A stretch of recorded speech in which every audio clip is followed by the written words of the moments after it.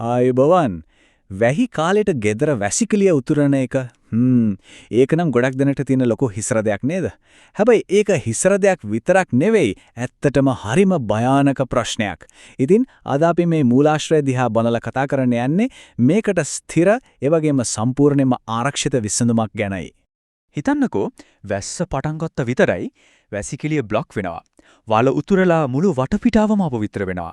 මේක හරිම අප්‍රසන්න අත්දැකීමක්. හැබැයි මේ කරදරයටත් වඩා භයානක වෙන්න පුළුවන් මේකට හොයන්න සමහර විසඳුම්. හරි. දැන් තමයි අපි මේ ප්‍රශ්නේ භයානකම පැත්තට එන්නේ. ගොඩක් දෙනෙක් මේ ප්‍රශ්නේ විසඳන්න හදන ක්‍රමය ඇත්තටම ප්‍රශ්නෙට වඩා 100,000 ගුණයකින් අනතුරුදායකයි.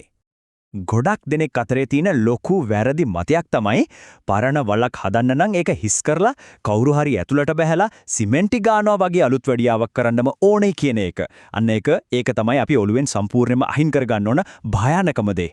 බලන්න අවුරුදු ගාණක් පරණ පිරුණු වලක් කියන්නේ ඇත්තකම විෂවායු පිරුණු බෝම්බයක් වගේ දෙයක්. අපේ ඇස් වලට පේන්නේ නැති වුණාට මීතේන් වගේ වායු එක ඇතුලේ පිරෙලා තියෙන්නේ. මේ වායු ආශ්වාස කළොත් හිතා ගන්නවත් වෙලාවක් ලැබෙන්නේ නැහැ. ක්ෂණිකව සිහිය නැති වෙන්න පුළුවන්. ඒ නිසා මතක තියාගන්න ආරක්ෂාව තමයි පළවෙනි දේ. එහෙනම් වලට නොබැස මේ ප්‍රශ්නේ විසඳන්නේ කොහොමද?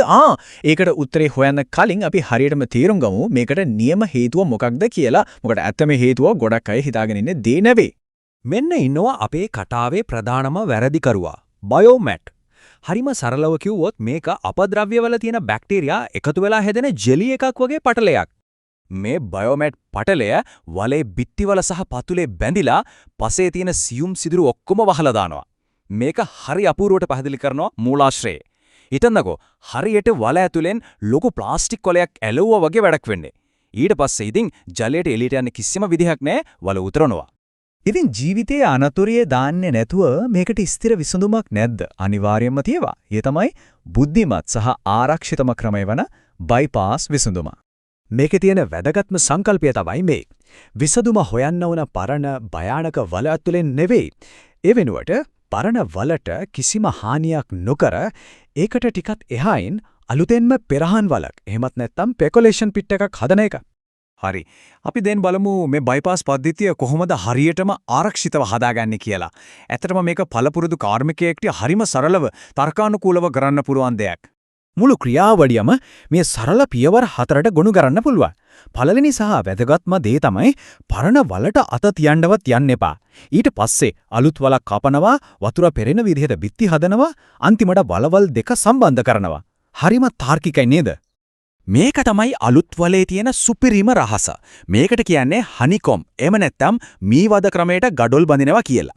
ගඩොල් අතරේ හිඩැස් තියලා බඳින නිසා වතුරට හරිම ලේසියෙන් බිත්ති හරහා ගිහින් පසට උරා ගන්න පුළුවන් වෙනවා. අන්තිම සහ තීරණාත්මකම පියවර තමයි මේක.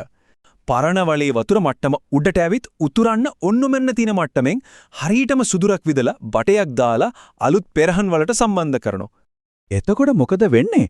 පරණ වල පිරෙනකොට උඩින් තියෙන අතිරික්ත වතිරකිත විතරක් ඝන අපද්‍රව්‍ය නැතුව අලුත් වලට ගලාගෙන යනවා. ප්‍රශ්න ඉවරයි. ඒ කියන්නේ වලවල් දෙකේ කාර්යයන් පැහැදිලියම වෙනස් වෙනවා. මේක නම් හරිම වැදගත් කාරණයක්.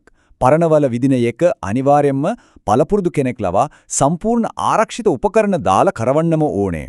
මොකද ඒ වෙලාවේ පිටවෙන විෂවායු සහ කොන්ක්‍රීට් දුවිලි හරිම භයානකයි. ඒ නිසා ආරක්ෂිත කණ්ණාඩි, අත්වැසුම්, මුඛ ආවරණ වගේ දේවල් අනිවාර්යයෙන්ම පාවිච්චි කරන්න ඕනේ. ඉතින් මේ විස්තර කරපු ක්‍රමය తాවකාලික විසඳුමක් නෙවෙයි. මේක නිවසට කරන ස්ථිර, ආරක්ෂිත සහ බුද්ධිමත් ආයෝජනයක්. අපි දැන් පොඩ්ඩක් බලමු සාම්ප්‍රදායික ක්‍රමවලට වඩා මේක කොච්චර වාසිදායකද කියලා. මේ සංසන්දනයෙන් පැහැදිලිවම වෙනස පේනව නේද? ගලි බවුසරයක් ගෙන්නන එක తాවකාලිකයි. වියදම නැවතත් යනවා. හැබැයි බයිපාස් ක්‍රමයට යන්නේ එක්වරක් යන වියදමක් විතරයි. වැදගත්ම දේ කිසිම කෙනෙක් වලට බහින්නේ නැති නිසා මේක 100%ක්ම ආරක්ෂිතයි. ප්‍රතිඵලය ජීවිත කාලයටම ස්ථිරයි. සමහර විට ගලි බවුසර් දෙකක් ගෙන්නන්න වියදම වගේ වියදමක් යයි. නමුත් මේක එකපාරක් කරලා සදාහටම ප්‍රශ්නෙන් නිදහස් වෙන්න පුළුවන්.